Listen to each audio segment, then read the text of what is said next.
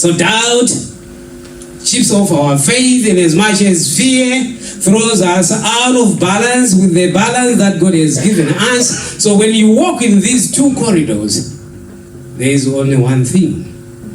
What do you think is the sure thing here?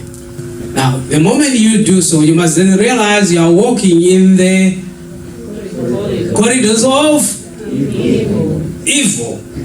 And in these corridors of evil, what do we say is actually in charge? It is the devil. That is the only time the devil gets you, and he doesn't get you by actually forcing you. He exploits. Remember the story in the Gethsemane? When Jesus was at the top of his holiness, the devil knew this is who he is. And the devil knew he couldn't actually force him. So what does the devil do? He waits for that moment when Jesus was completing his 40 days and nights fasting. And obviously, yes, you can't blame Jesus. At that point in time, if it was you start thinking of food, isn't it? So the devil waited for that moment when Jesus was actually finishing his fasting. He knew Jesus was now hungry. He must have thoughts of food in his mind. So this is the time when the devil comes. And then he goes, Jesus, I understand you are God's son. You've got all these powers. Why don't you turn the stones into bread? Why? It's because the devil knew at that point in time Jesus was actually starting to think he was in the corridors of food.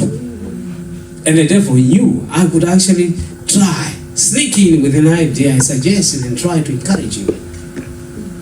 But of course, because Jesus was fully balanced, the way he was created with the Father, with the power, the Holy Spirit, and himself, dedicated, focused, and on the ball. Never took his eye off the ball. That's who he was. And he kept on walking and walking and walking, and he was fully balanced.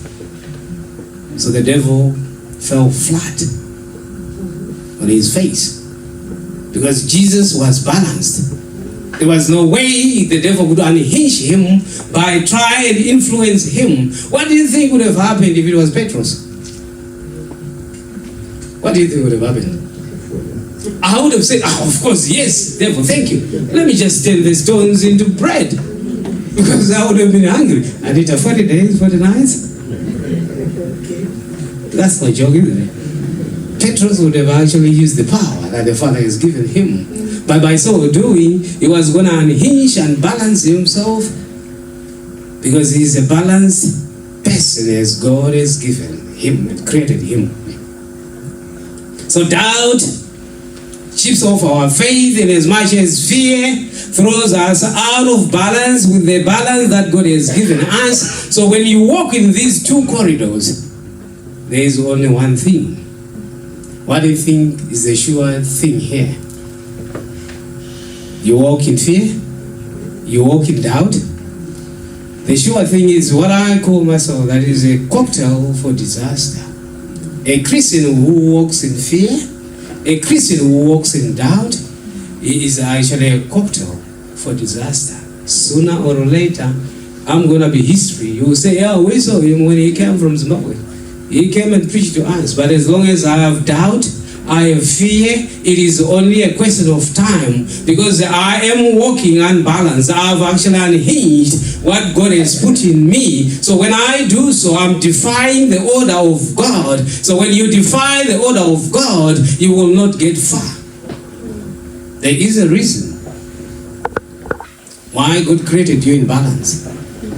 Why God said, I have not created you with a spirit of fear. Understand it is a spirit. That's why we're talking it is a corridor. Evil corridor. I have not created you with a spirit of fear, timidity, but I created you with a spirit of sound mind, power, and love.